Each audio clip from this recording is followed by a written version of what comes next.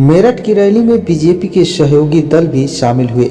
मंच पर ओम प्रकाश राजभर और आरएलडी के प्रमुख जयंत चौधरी भी थे। इस दौरान पीएम मोदी ने दोनों नेताओं से कुछ चर्चा भी की। रैली को संबोधित करते हुए पीएम मोदी ने कहा कि मेरा इस धरती से अलग ही रिश्ता है। प्रधानमंत्री नरेंद्र मोदी ने मेरठ की धरती से लोकसभा चुनाव का बिगुल फूंक दिया है।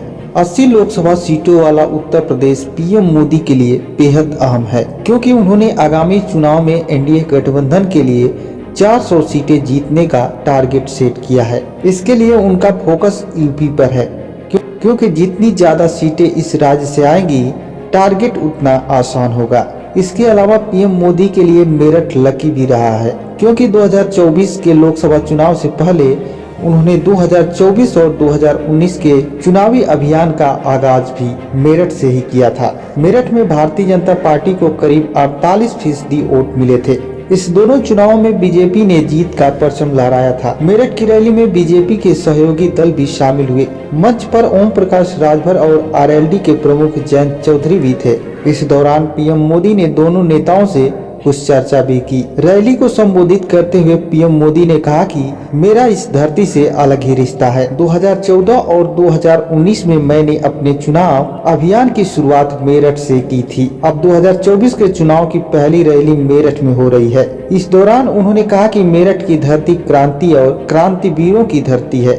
इस धरती ने चौधरी चरण सिंह जैसे महान सपूत देश को दिए हैं। मेरठ से इस बार बीजेपी ने अरुण गोविल को चुनावी मैदान में उतारा है। अरुण गोविल के सहारे बीजेपी जाट लैंड जीतने की कोशिश में है। 66 साल की उम्र में अरुण गोविल अपनी राजनीतिक पारी का आगाज कर रहे हैं। मशहूर धारावाहिक रामायण में श्री राम का किरदार निभाने वाले अरुण गोविल एक जाना पहचाना चेहरा है। मेरठ सीट से बीजेपी ने अरुण गोविल को जाटलैंड में टिकट देकर हिंदुत्व का क्लियर मैसेज दिया है। मेरठ बीजेपी का अभेद किला माना जाता है। पिछले 8 में से 6 चुनावों में बीजेपी ने यहां से जीत हासिल की है। चुनाव से पहले बीजेपी ने पूर्व प्रधानमंत्री चौधरी चरण सिंह को भारत रत्न देने का ऐलान किया था। चरण सिंह को किसानों और गांव गरीबों के मसीहा कहा जाता था। बीजेपी ने उन्हें भारत रत्न देकर किसान और जाट वोट को साधने की कोशिश की है। बीजेपी के इस ऐलान के बाद चौधरी चरण सिंह के पोते और राष्ट्रीय लोक दल आरएलडी के प्रमुख जयंत चौधरी भी समाजवादी पार्टी के साथ पुराना नाता तोड़कर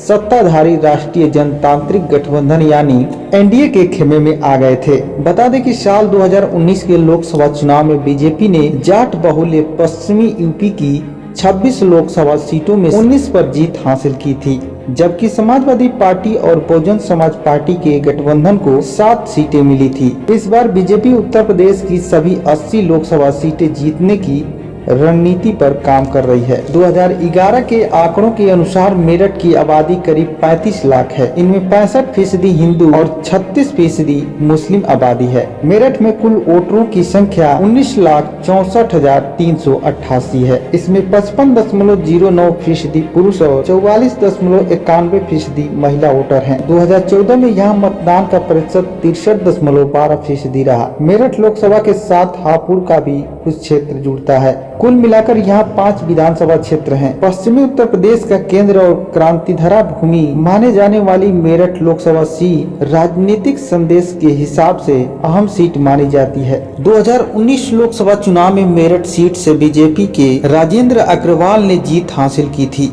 उन्हें 5,86,184 वोट मिले थे, जबकि बसपा के हाजी याकूब कुरैशी को 5,81,455 वोटों के साथ दूसरे स्थान पर रहे और कांग्रेस के हरेंद्र अग्रवाल 34,479 वोटों के साथ तीसरे नंबर पर रहे। 2014 के लोकसभा चुनाव में उत्तर प्रदेश में भारतीय जनता पार्टी की आंधी चल रही थी। इसकी शुरुआत मेरठ से हुई थी।